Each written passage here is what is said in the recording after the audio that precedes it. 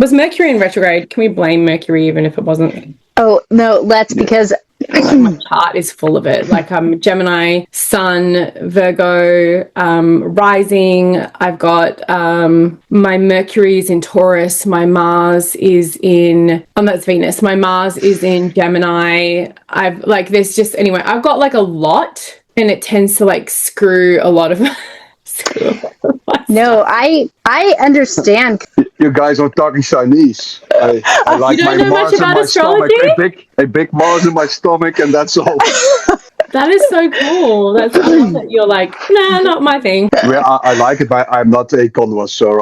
I know some things, but that's in regards of you guys, it's not even worth to mention what I know in that subject. Yeah, my real interest in, I mean, we could talk about this on the thing anyway, but like if you want, if it's an interesting thing to talk about, we can circle back. But I got interested in astrology because growing up, I was always interested in a very, very curious person with all that Mercury, makes sense. And my mum had a book on Chinese astrology, and she had a book on mythology, and she had one little book on astrology. There was nothing else in the house. And but it wasn't until later on when I would just kind of, I knew a lot about like my sun sign, right? I'm a Gemini. And then it wasn't until I started studying the tarot that I really started to understand and learn astrology, because it was already speaking a language that I was fluent in. So the transition made it super easy. And so now when I work on it, I'm like, oh, and it's made studying the deeper things like the transits, the Chiron, your Lilith, the conjunctions and all that so much easier, because I already laid the groundwork. So it's really finding, I think, a language that you can understand. But I will shut up because we might talk about those things. Well, whenever you're ready. Sorry. Oh, yeah, we can just kick it off, yeah. We were already begun, so it's good. No, but we can kick it off now. Just go straight into astrology, because I feel like it has been crazy like that for everybody, and it's just been intense and fast, and all of the crazy stuff happening. The skies. Yeah, and I did a wheel of the year, because I know traditionally numerology would be that we would go to a 9 and then we would kick back to 0. And but in the tarot, we can go all the way through the major arcana, right, as we walk through the years of the astrology. And so this year was 10, was the wheel of the year. Sorry, the wheel of fortune, not the wheel of the year. And so I did with my tarot by the moon, I did a tarot ritual for everyone about the wheel and how we can make the most of the wheel. And it was really interesting, because if you think about last year with it being Hermit, and a lot of stuff came to light, especially at the end of last year with, we're not going to touch on the subject, but like lots of stuff, like across the board. I had people's like their whole, like clients' whole worlds had changed. Like it was just this crazy thing. And a lot of people had big transitions with that Hermit, right? The lantern, the Hermit reached the top of the mountain and shone the light, and everyone was like, whoa, everything is changing.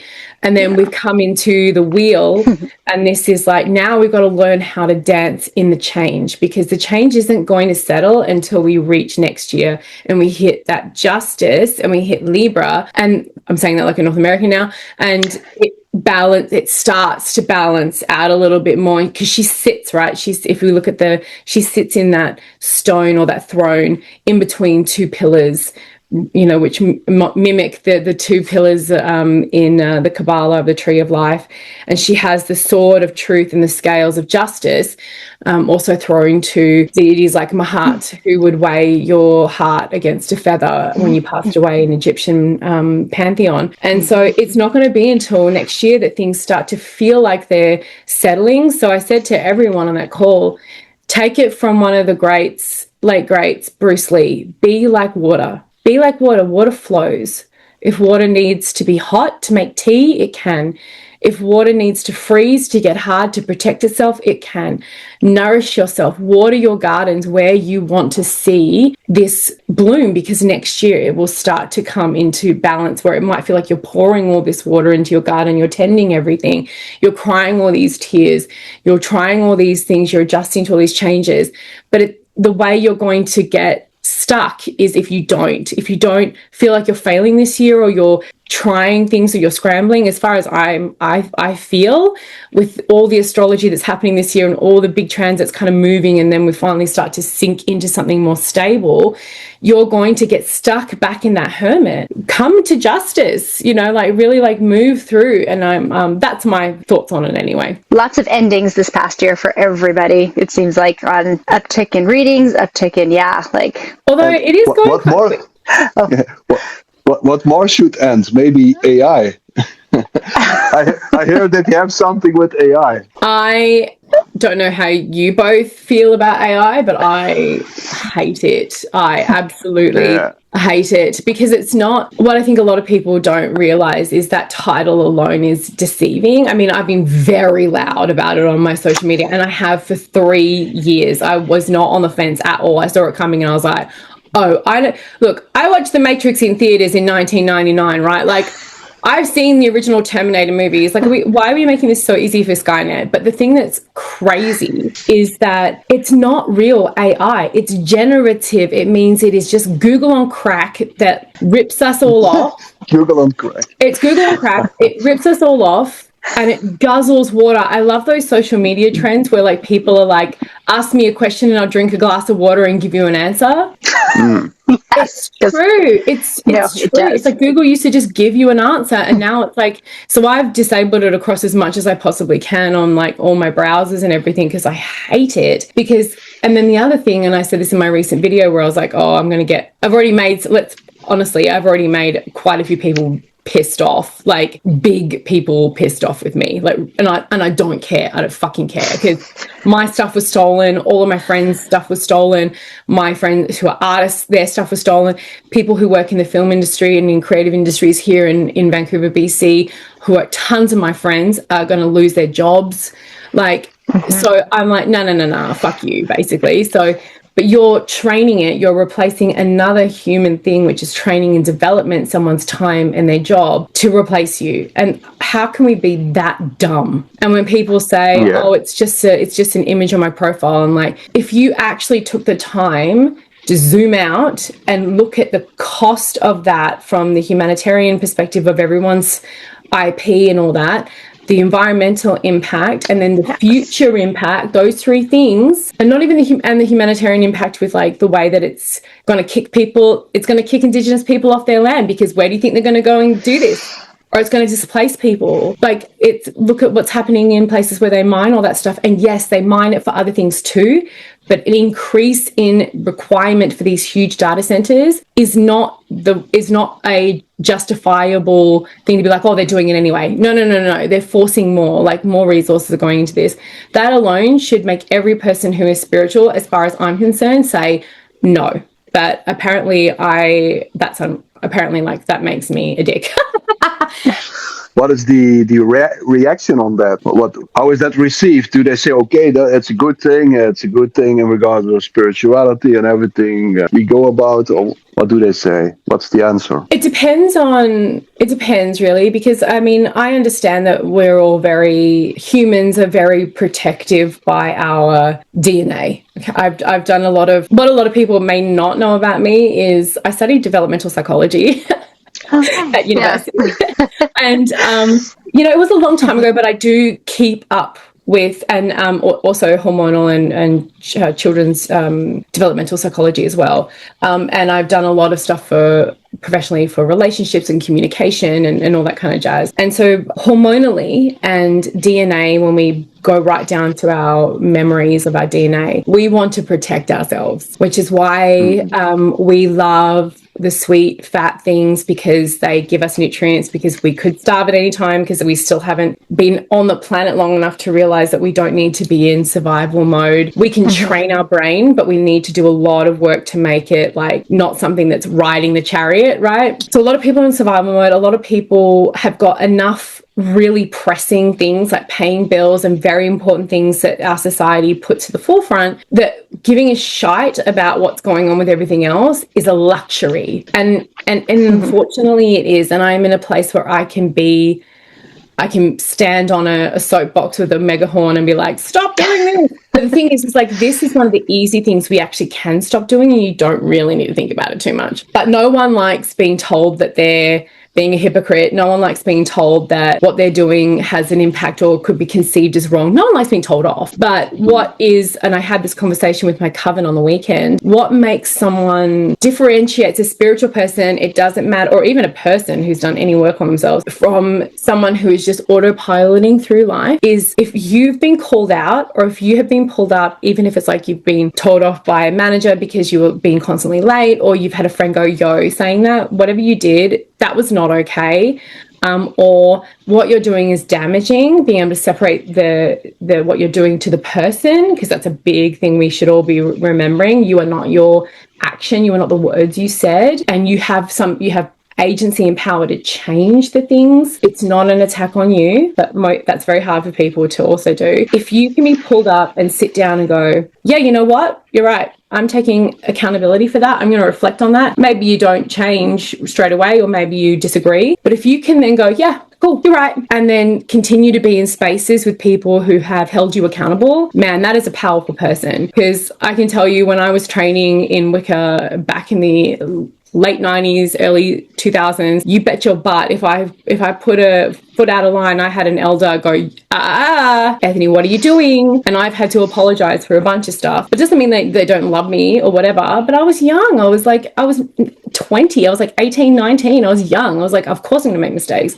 And we still make mistakes today. So it's mixed. A lot of people agree. Bjorn, I know I'm very wordy, so I apologize, but a lot of people agree. But there are a lot of people who are learning, because again, AI companies, generative AI companies, and the people who are benefiting from it don't want you to be educated, because it's when you're educated, you're empowered. So I keep talking about it because I want people to be empowered to make an informed decision, because then you can't say, well, I didn't know. Mm-hmm. Yeah. But yeah, I've made some people and some companies very mad at me.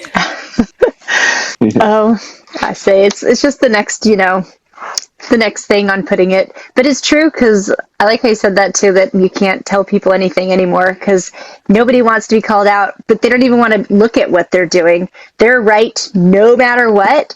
And that's the thing too I've seen, is that they will go onto the AI and prove why they're right. And it's like, okay, stand on your own opinion, at least, if you're coming back at me, And that's the thing. It's like generative AI is going to do everything in its power to tell you what you want to hear, guys. Yes. Yeah. Like there are literally videos of the CEOs of these companies telling you that. They are telling you from their own lips that they just want you relying on this shit. Why are we being such willing Muppets to the Muppet Gallery when we can disengage now, stop a bunch of unnecessary data center building? Because we are at that point where if we just stop using it, they will have no need to build everything. And they're pouring so much investment into these data centers and everything they're doing that they want. I wish I could find it again. I'm sure it's saved on my Instagram.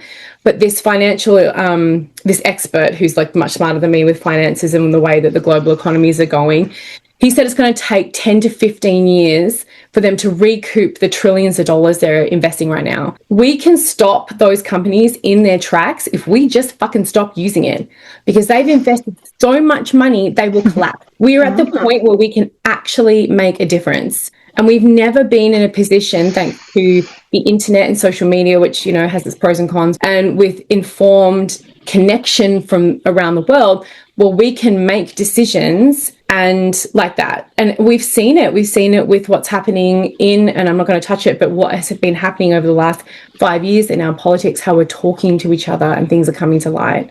So if we stop everyone, game over for them. We can beat the billionaires. You know how fucking cool that is? Yeah, but that's why they need politics and divide and conquer. So as long as people will fight each other, they won't fight. Yeah, instead of making a block that really adds leverage, and that's their biggest concern. I know. That's always with the sitting power. The sitting power, always wants to divide and conquer. So the enemy is weak, and if you're the sitting power, everyone under you is like an enemy. And this is also business wise.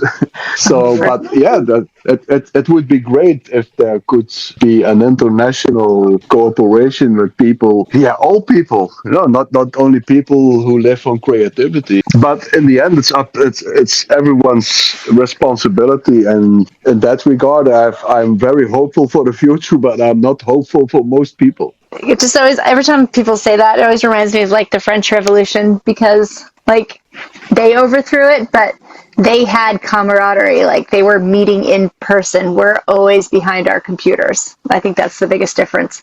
And I had a thought, but then I just lost it on exactly where I was going with that. I will think of it. It's a really, but doing stuff like this, as much as it's like, it is weird because we're sitting in 3 different countries and 3 different time zones having a conversation, but it's also so fucking cool. And Yes. it's like, I will never forget your faces now. We've taken it from like introductions on email and things like that and Instagram, but now we've met. Right. I know that you've got a puppy. Like I saw I've got 2 dogs. I love dogs. I want to know where you got your dress or your shirt from, Morgan. I think it is freaking gorgeous. Like we will never forget meeting each other. Right. And that's when it's like, we still are communal beings and communal animals. Yes. And so when we can do things like this, and share, and come together around things we love and not just like the things we hate. That's so that's the really powerful thing. So, but yes, it can be enough. Is this a spiritual war? Was that a question or a statement? Yeah, Sorry. that's a question. No, Is it a question for you. War?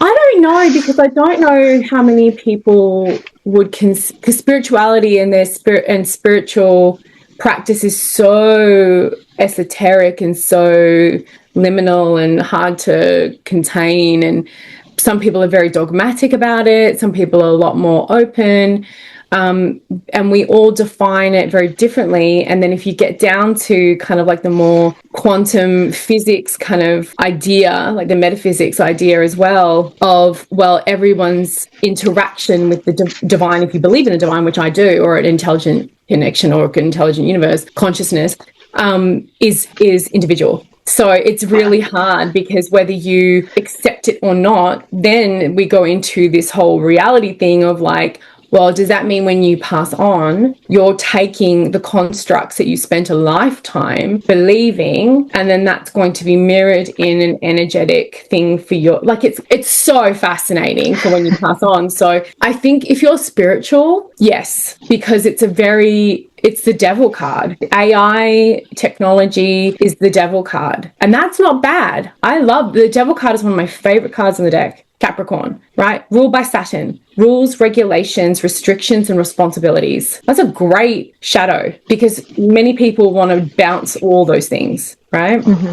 They don't want to talk about their responsibilities and restrictions. When you get into the, especially in the Kabbalah, like as a good reference, the observer cannot be observed without a second person. So restrictions need boundary. Otherwise, they're not restrictions. So it's this crazy kind of thing of like going, okay, well, the devil teaches us our relationship to the material world and how we are going to use that power, that unique power that we have as humans here and now, to better ourselves or enjoy what we have or make the world a shittier place for the people who come after us and the beings like animals and nature that can't talk for themselves. Mm-hmm. You know what I mean? That's the beauty of the devil card of Capricorn, of Saturn. And I could talk about that card all day, because I think it's very misunderstood. Sorry, I have allergies.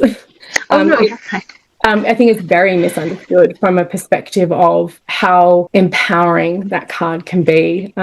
Did that kind of answer your question? Yeah.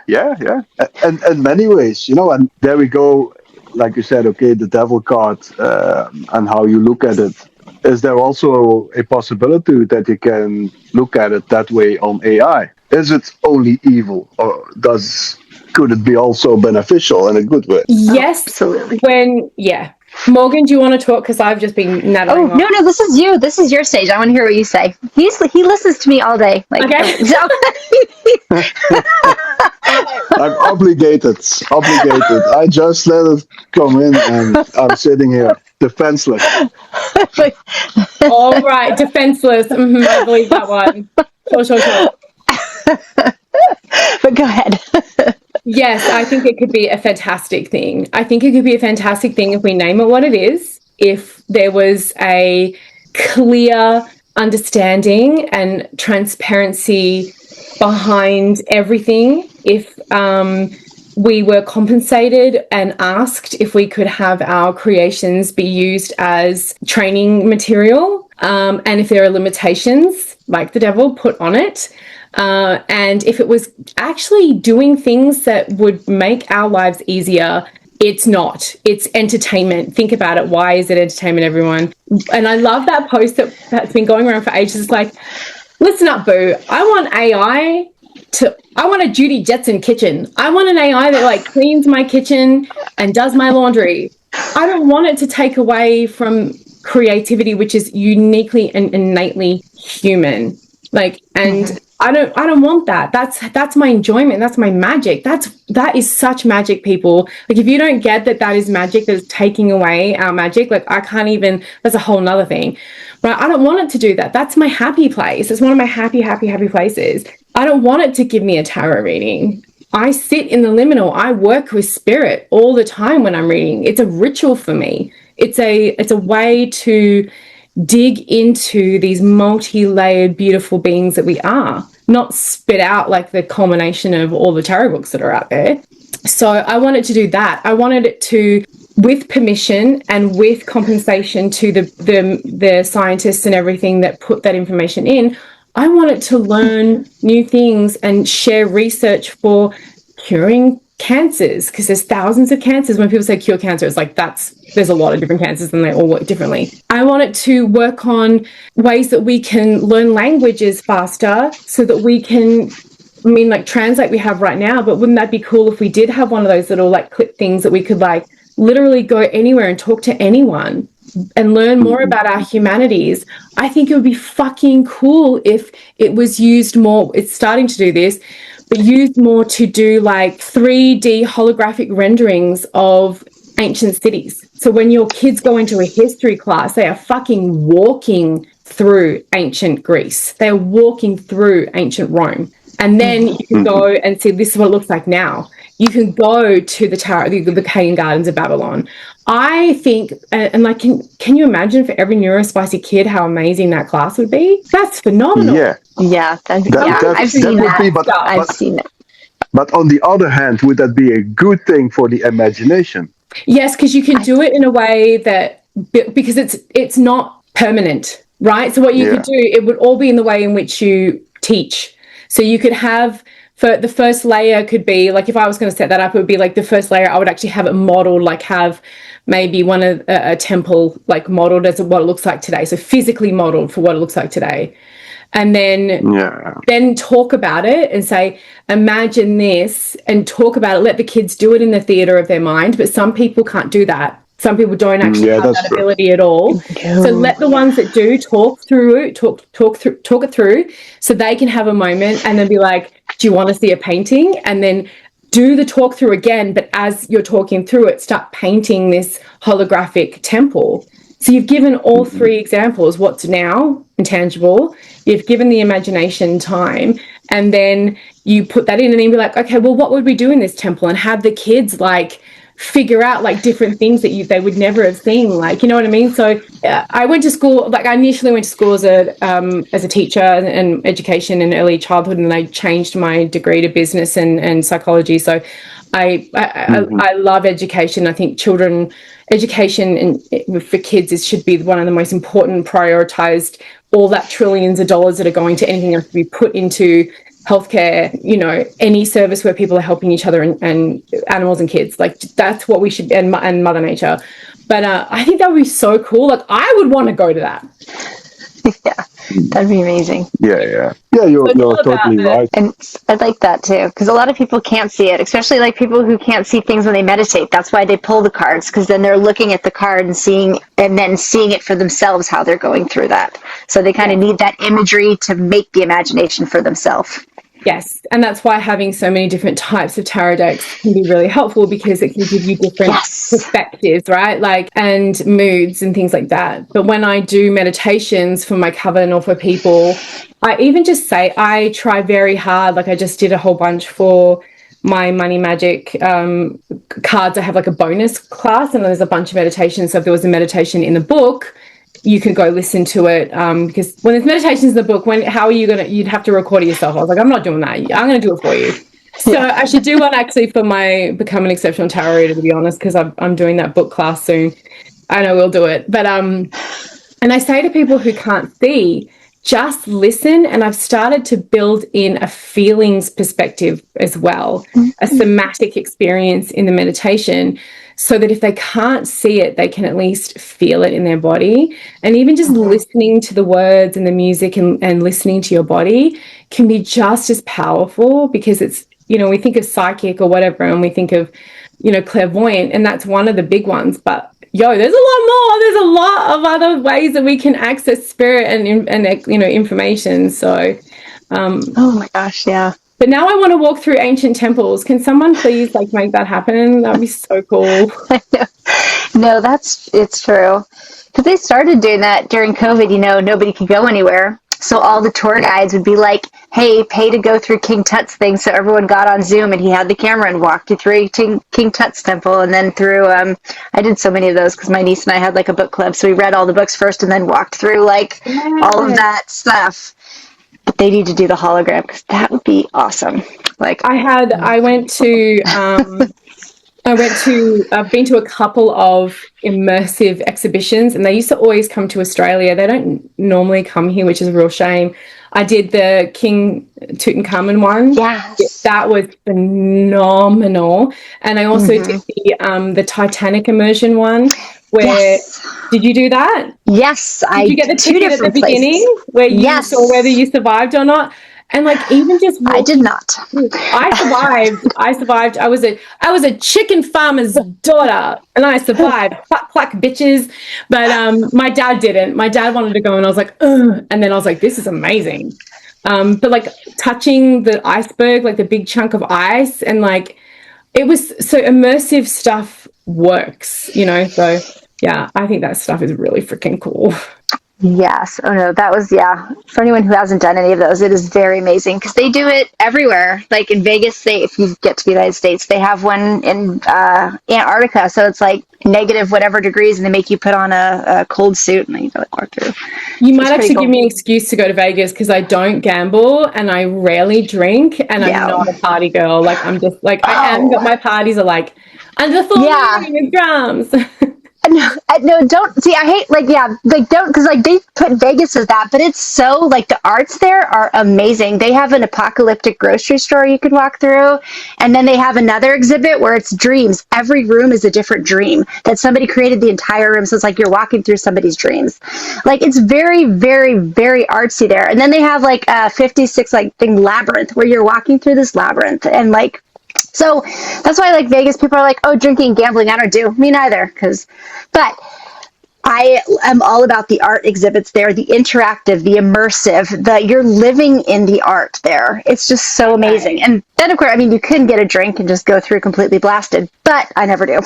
So you need to send me an email with some of these places that I can know where to go, because that sounds phenomenal. That is, I love the arts.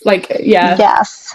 Yeah, and this is that's the things besides AI I love to do, just go places and you're inside the art. But that's why you're saying with AI doing it, but people are already creating it themselves without AI, just creating these beautiful art exhibits, immersive art exhibits. And you can tell the difference when you watch movies and things like that, when it has got a model, and sometimes it's oh, that's a model, but I think a lot of us are oh, I would rather it be a model than shitty AI. Oh no, shitty CGI. Some CGI is great, and I will say there's a difference between CGI, graphic art, digital art and AI. Please make sure you know that there is a difference, because graphic designers, graphic artists who work on movies, video games, all that stuff, they work their asses off, believe me.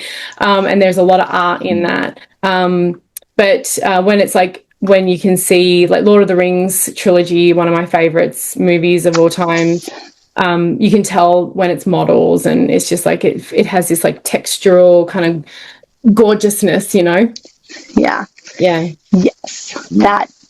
They did really well, but they also went like location wise. So again, the immersive thing, because all the locations they just built up out of the ground. Well, I mean, I'm Australian, but like, shout out to New Zealand. What a bloody beautiful country. Like, I haven't been, but I was going to go before I moved country, and then I moved country and got pregnant. But so it'll be on my list. But like, New Zealand is bloody beautiful. It is a stunning country. So they had a lot going for them. Already. It's like when you watch other shows, you're like, yeah, that was not a hard sell. Yeah. Like a bucket list place, right? Go see all that stuff. Maybe that's the most underlying important question in regards of AI that we, and especially in regards to creativity, maybe we should ask the important question again: what is beauty? Well, beauty is in No, you go. I want to hear. No, so it's because we always say, okay, but they make art and all that. But how I look at artificial, I want to meet intelligence, not artificial intelligence. So for me, that cannot never be beautiful, because I value everything that we as humans can. Yeah, and that's the reason why so many of us can tell very quickly whether it is made by humans or not, because our minds know, and it's going to get harder and harder. It really is. But yeah, I agree. Beauty is also like intention, right? And so as it's the eye of the beholder, and again, we go back to that Capricorn devil, it can be very surface, it can be very shallow. Nothing wrong with that. It's intention. And one of the saddest things, and I mentioned this in that video I was talking about, is that I feel that when we rely on instant gratification, which we've gotten so reliant on as a society, especially Western society, is that we lose the magic of the Eight of Pentacles. We lose the magic of the Six of Pentacles and the Seven of Pentacles, like doing something over and over again to become a master. The love, the intention, the time. There's, I've actually highlighted it, and I'm going to put it in a reel at some point, but one of my favorite books talks about it. And she's talking about a samurai sword. And she said there's a difference between a sword and a work of art. And it's that we lose, that is generational magic and knowledge. Whether you're an artist, whether you're a carpenter. Like, I grew up, my dad's a carpenter, and I grew up working with him during school holidays. We had an industrial shed with like all the equipment in the back of our house, because we had, that's when we could get big plots of land, back in the 80s. And the 70s. So I grew up around watching him make things, and I didn't go into carpentry because he was like, don't do it, it's like brutal on your body. He's like, do anything but I watched that, right? And I watched how he's a Sagittarius, but he would, if I like damaged like even a tiny little thing by bumping it would like upset him, because he spent hours and hours and hours, doing.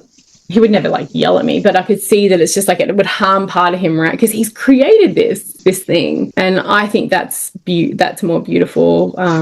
But yeah. We decide in the end. So I'm not that afraid of AI in that regard, and I'm always looking like strategical. Why should we do so much effort to warn people and all that? The fastest way is like total crisis. No, I'm always thinking, okay, just call me when the revolution is there, not beforehand. And I'm living my life. But that's the thing. That's what most people think.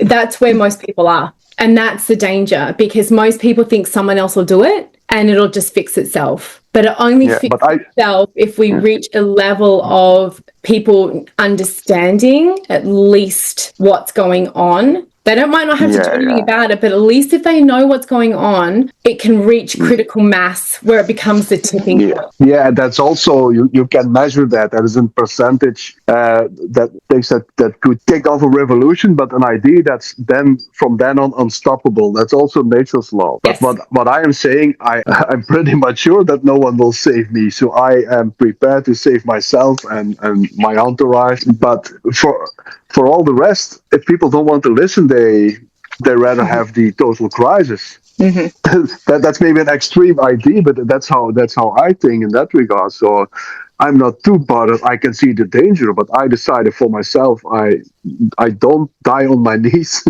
literal or figurative. Yeah, and that's for me more than enough. But I'm pretty much sure that most people know that there's a danger. And what's also clever, it's also to do with, because I'm much into hypnotherapist. I'm a hypnotherapist, but influencing people, how they go about, all those psyops that are really going on. It's like sometimes humanity seems like a laboratory. If I would think in their mind, the first thing I want to say is stuff like, okay, AI will be the next big thing, and say it over and over and over and over again. And then everyone somehow receives it, but they're also afraid of it. Because if you talk to people one-on-one, most of the time they totally agree. They say, okay, that this cannot be a good thing, except for the people who put money in it and who have who are involved in the business. So most people know, but they don't seem to dare to move in a group or to be vocal, and that already started with the whole Corona period. That's something strange, but I'm pretty much sure that more than enough people know that this is not okay. So that somehow comforts me. But to stop it, that's difficult. Yeah, because we go back to developmental psychology and the way our brains have been formed over the time we've been on the planet. Because the second that something reaches the point where our brains where it becomes like a threat or too big to process, we shut it down. Because if we our brains will actually, they're such smart fucking machines, it'll actually shut it down. Like there's lots of science around like how many actual connections we can have with people until people are like, I've got hundreds of thousands of friends or whatever. No, you don't. Because socially and chemically and everything in our brains, we are not able to, with the carbon bodies that we're in, actually do that. Our brains cannot process that much of that type of connection.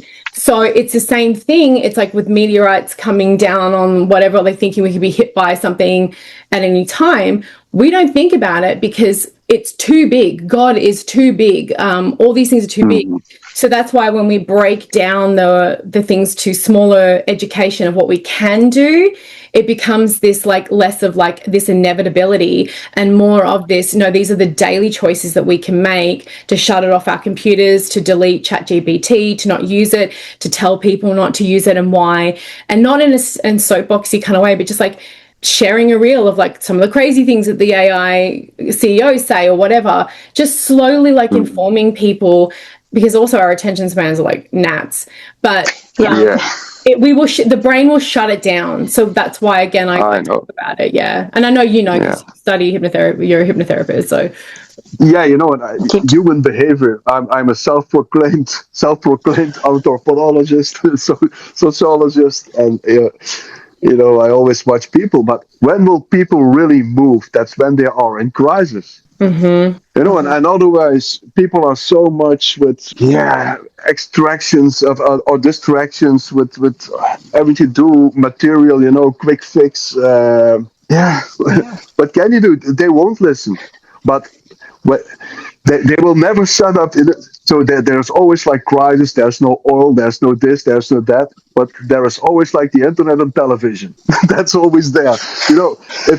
I would pray for that electricity and the internet will fall out, and after a month, everyone is cured. Yeah, that's true. Even during the Depression, that's always there. There is no crisis in internet or media. No, because we have to receive. That's. Even during the Depression, those industries were thriving. Everybody else wasn't, and they were. Oops. Yeah. But people are sorry. All the animals today are like crazy. But yeah, I think there's two camps though with the AI thing, because I'm seeing more of like classes being taught on AI mediumship, and then a tarot class where they're teaching people write your own meanings for it, put it into AI, and then every time you want to get a reading, you're just going to ask it because it has your meanings anyway, so it's working for you. I'm not exactly sure how that class would work like that, but you're just seeing it everywhere though. Cool. Well, but you can become a cookie cutter piece of crap tarot reader. Go for it. Yeah. You can become a self-congratulatory loop feedback bullshit medium talking to junk. Way to go. Yes. Want a star? Want to go give these people who are grifting you money. They are grifted. Let it go. It eats its own see you tail. later. That's what I'm saying. Let it go. It will eat its own tail. So let it go. And that's what Morgan and I also say. Okay, this is not so flashy. That's not so. But let us, be stiff necks. And after 2 years, people will be totally fed up with all that gray mask stuff. Yeah. Why are my tarot readings wrong? Why am I like not getting anything out of it? Why is my mediumship wrong? Why can't I feel anything? Well, let me think, cupcake. Yeah, exactly. Really? I know. Take you this long to like the shortcut to anything is stupidity. There is no shortcut in life. Yeah, no. Don't do it. It's a trap. It's a trap, you know? Oh, plus I don't believe in, shortcuts. It's the adventurous road you should be taking. Shortcuts just like delay the fun of like learning along the way or exploring yourself. Plus, you have no cool stories if you take shortcuts. Shortcuts are where all the cool bangers come from, man. Oh, yeah, exactly. Oh, my gosh. The adventures, like the interesting stories, like, oh, my goodness. Or the craziness that's like coming about. And so, that does remind me what you say about the epsilon of Pythagoras, where you have to take the right road, but that's the bumpy road to have the crown. And there is this thick side of the epsilon, and there you fall in fleshly lust and If things are too easy, if you're going down a road and things, not everything, but if you're going down a road where you're trying to expand and learn, if it's too easy, you could be like a natural savant or whatever, but like if it's too easy, you're probably likely not going deep enough, or you know what I mean? This segues really like beautifully into talking about when people are marketed like learn tarot readings in one day, or shortcut to learning how to read tarot, or you know, like, and I get questions all the time from students and people who come to me and all that kind of stuff. Is like, I want to know how to get better. I want to know how do I get to where, you know, anyone who's been doing this for a while gets to. I'm like, well, practice. Oh, I can't learn the meaning. Yes, you can. I have dyslexia and ADHD, and I've learned the meanings upside down and backwards. It has been practice, repetition, practice. There is nothing your beautiful, gorgeous, neurodivergent or non-brain cannot learn, because it's through experiential practice that's when those things are going to stick. And that's, you know, one of the reasons why I read and write big fuck off books on tarot, because it is through that. I love reading books on tarot. I will pick up a book and I will read it from cover to cover, and it's like, I know what the Two of Cups means, but I want to see what this person has to say, or this artist has interpreted it. I want to expand. Maybe it has something that, okay, well, maybe they say it's the same kind of gist because it's the Rider-Waite-Smith, but the author has written a beautiful poem, or they say something and it triggers a memory for me. And then I can attach that memory to the Two of Cups for myself, or a feeling or a song comes to my mind. These are all the human ways we experience the tarot. And so when someone says they can shortcut your learning, they can't. You can use different tools, and you should learn in different ways because we all learn differently. But don't discount the magic and the irreplaceableness that is experience and time and dedication and intention. Like, nothing will replace that. What do you both think? Oh no, I totally agree. It's I from lead love to gold. Yeah. You go from let to go. Mm-hmm. Yeah. Yeah, I like reading. I'm a huge reader. I read everything that comes out with everything. But then putting it to use, putting it to practice, because everybody has practices in there. Everybody has different ways to do it. Yeah. But then also going off my own things and doing it off my own life, just making up my own stuff along the way. Because you're really doing yourself a disservice when you don't investigate the decks, when you don't look into the history of it, even on where it came from, where you don't look into any of that, you know? You're just like staying so surface level. And like you were saying, it is hard. Like if you're doing something that's easy, it's probably not worth it, or you're not getting the most out of it, because it should be hard. It should make you think. You should be spending hours on it, you know? Yeah.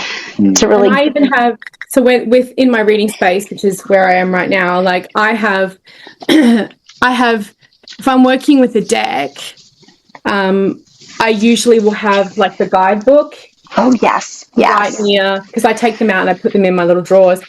And so, for example, this was my favorite deck of last year. Oh my gosh, the Verdant's Tarot from Ethony Poonen Moore, and it is one of the most beautiful decks. And I'm not always into like animal deck, but there are people in her court cards, and there are people. I love whale sharks in like there's magical people. But what I have been loving is I've been using this with client readings, but I've been using this a lot for myself, because I will walk, and this was a part of my training with Scott Alexander King, who is he's Australian. He's one of the best animal magic. Like I know everyone knows Stephen Farrar, sorry, I think his name is. Yeah. But Scott Alexander King will forever be my number one. So, because I met him and I've worked with him in Australia, and he does animal stuff. And so one of the things we learnt, I mean, like fucking 20, 30 years ago, was a long time ago, probably the year 2000, was if you're like out in walking and you see a hummingbird, for example, because they're out at the moment, and I'll be like, I love it, I stop and I appreciate the bird, and then I'll be like, oh, does hummingbird have a message for me? You know, sometimes I don't see one, like if I see one, maybe not, or what if I see two, or if it's like really drawing my attention. And then I've been going back to the book, looking at the cards that have hummingbird featured, because the book actually has an animal, like a symbol key in it as well, and seeing what the card is. And if I have a really interesting interaction, like there was a coyote that I had a really, really cool interaction with like a month and a half ago, and that was rare. Right, the dogs didn't see her, which is like crazy lucky, because they would go. I have a dash hound, and he loves to go nuts. And then I was like, oh, Sister Coyote totally had a message for me, because I watched her for like 15 minutes because I didn't want her getting hit by a car, and she didn't. She made her way. There's a family of coyotes who live in a cemetery near me, which is really cool, by the way, too. And so there's Coyote, and I went back, and it's the Fool. I knew it was the Fool because I've been reading this cover to cover, and then I did a reading around what was the message of Coyote, and so it was like a way to work with this deck in a really interesting way.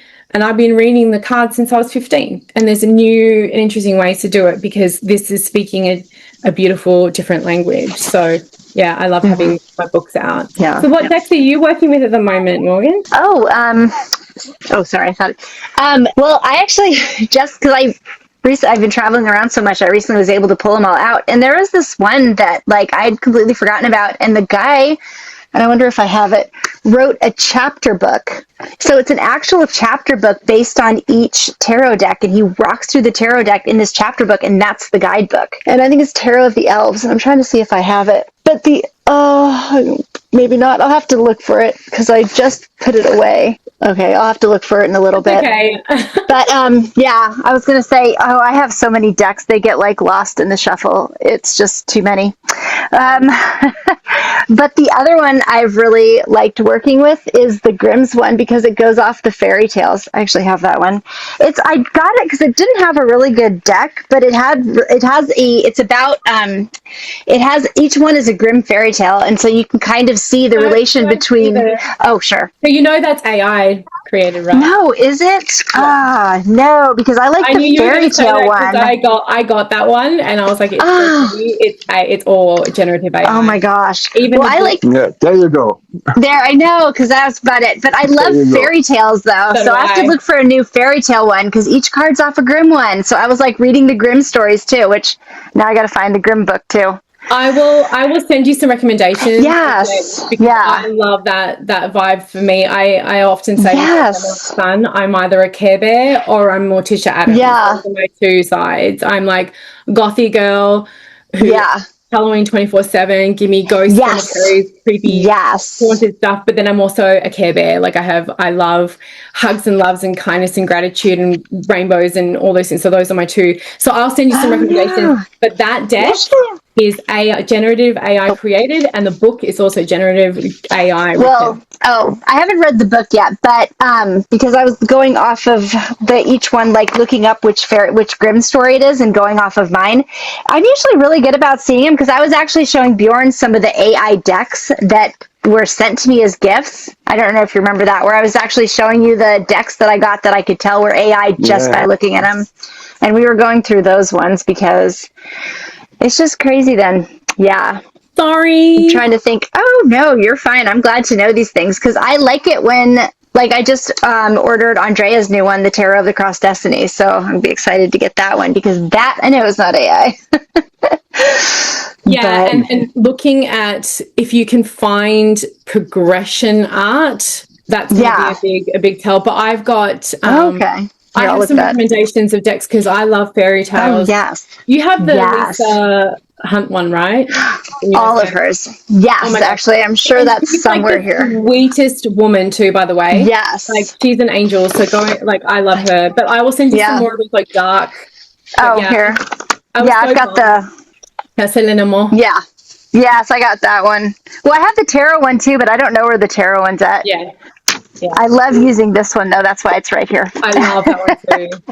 And so, Yes. Bjorn, do you use Lenormand the most? Because that's how you guys met. So what do you read with, or what tools do you use? For nowadays, I rarely ever read cards, but I was always into the classical stuff, Petit Lenormand, but also the classical tarot decks. You know, I'm a boring, boring, rigid person. I like those old stuff. The Grand Yeah. Etea. Sorry, Bjorn, I think you were going to ask something before that happened. They should be fine now. Yeah, I wanted to ask to round it up. And what would you give as the perfect advice to fight that AI crap? What can we really do? So launch the revolution. Yeah, okay. So support people you know, even if it's a little bit more of an investment with your money. Money is so powerful an energy in our modern world that when this is so when you're able to, here we go, one of my favorite money magic cards from my deck is I'm a soulful custodian. I'm a soulful custodian of money, giving and receiving wealth mindfully. This is how we do it, Bjorn. This is how we do it. Okay. We vote with our dollars. We become educated, but we vote with our dollars. So go to creators, and there's a ton of us out there, so you know who they are, and vote with your dollars, even if it's a little bit more. Look on Kickstarter, because I've even seen some where they've said, like, this is an AI, and I'm like, right, and I'm Santa Claus. Like, so ask our communities. There are many of us in all those tarot groups, Lenormand groups, Oracle groups. Ask us if you want clarification. Purchase books from authors you know or authors that have been vetted.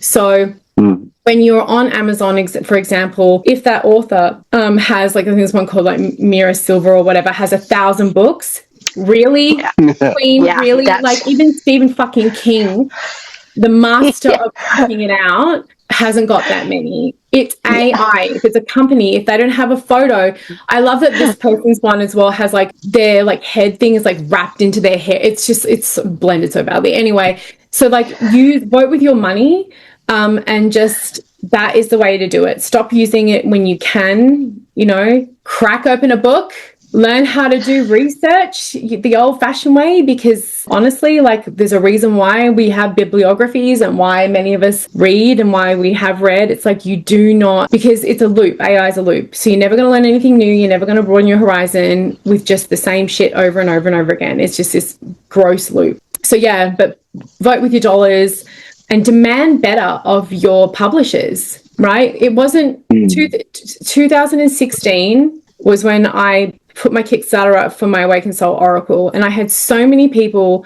message me saying, this is the first Oracle deck that I've seen in where I have someone who looks like me in it.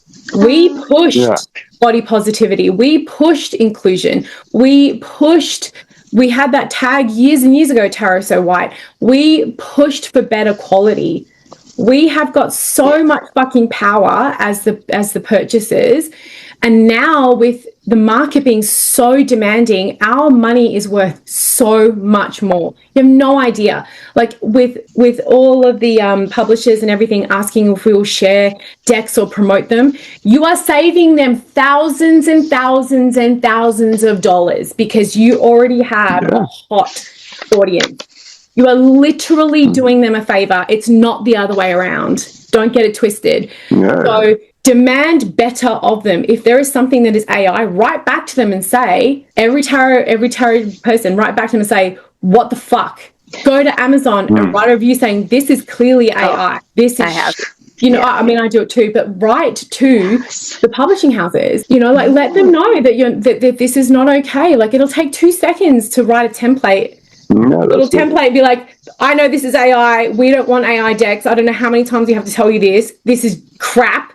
Shame on you. And then just put the title in. Like, it takes 2 seconds, but vote with your money. That's the biggest one. Yeah, that's very good advice.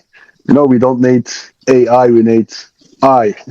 Yes, we need human intelligence, intentional intelligence, critical intelligence, critically think, learn critical thinking skills. And if you're a parent, teach your kids critical thinking skills the same way you would teach them the importance of how to look both ways when they cross the road. Oh, yeah. Libraries, too. Libraries. Take them to libraries. We are maybe on the brink of a new enlightenment. Yes. So bring it on. That's what I think of the French Revolution. It's like mirroring it. Yeah. Okay. Yeah. Thank you very much for your time. Yeah, thank you very much for your time. I'm glad we finally connected. It was a really great interview. Oh, well, you're very welcome. And anytime you want to chat about anything else, you just let me know, because like I love having conversations, and this is how we learn from each other, right? Oh my gosh, no, definitely. We will definitely come back with you, and if there is something, maybe we should kick something in the air, something internationally, that we maybe not, for our people who are like creative, that we give our own label and that we protect that label. 100%. Yeah, I think that's a great way of going. And that's why, like, I refuse to back down, and I refuse not to create videos. I refuse not to create products. I refuse not to do my thing, because if everyone refuses to show up as a human creator, then we've lost already. So like, it's like, it might seem like, oh, I'm getting buried in the noise, but also remember that like 60 to 70% of the internet isn't real. Like, it's all bots. So like, you are screaming into the void for a lot of it, but when you do find a real connection, that's when you start to like really make a difference, and you can make a difference. So keep being human, weird, wonderful, flawed, make mistakes, learn, fuck up, paint outside the lines, whatever it is. Get your readings wrong, get your readings right. Question if you got your readings right or wrong, but don't fucking ask AI. Exactly. Exactly. That's like our new credo. Thank you very much for this great interview. Yes, thank you. Just go.